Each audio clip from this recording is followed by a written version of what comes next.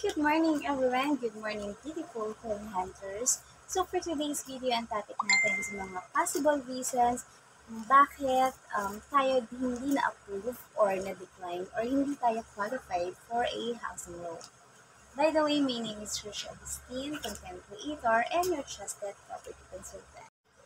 Let's start off with number one, canceled credit card. So kahit ilang years pa siya, kahit anong bank pa siya, meron sila niyan sa system, so naka-record sa kanila yan, makikita nila yan. So, isa yun sa possible reasons bakit tayo na-decline. Meron tayong mga unsettled payments before.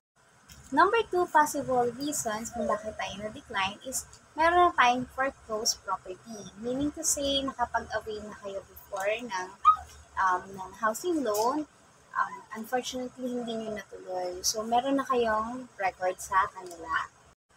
Number three, incomplete requirements. So, diba, during down payment pa lang, may mga required documents na hinihingi sa inyo. So, pag ipaprocess na rin siya sa bank, so dapat updated din yung mga documents nyo.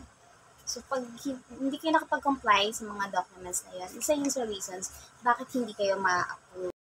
Another possible reasons kung bakit tayo hindi na-approve is hindi natin na-meet yung required income or salary.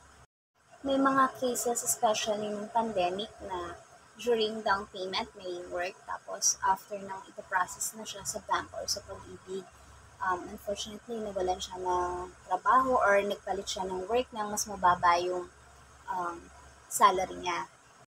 Another reasons kung bakit hindi approve is meron tayong current or existing loan. Actually, depende naman to sa income nyo.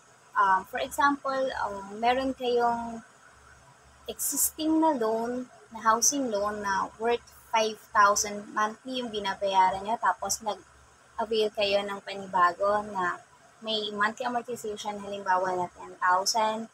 So, i-combine natin siya for 15,000 pero ang kinikita mo naman monthly is 100,000. So, pwede pa rin siya. So, yung existing loan, depende yun pa rin sa income mo.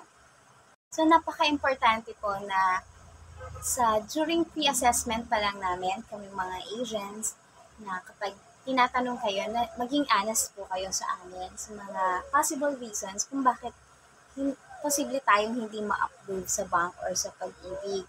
So, kung mapapansin nyo, nagtatanong kami ng mga monthly income nyo or yung mga status kung first-time home buyers po kayo, para maiwasan din natin yung mga ganitong scenario.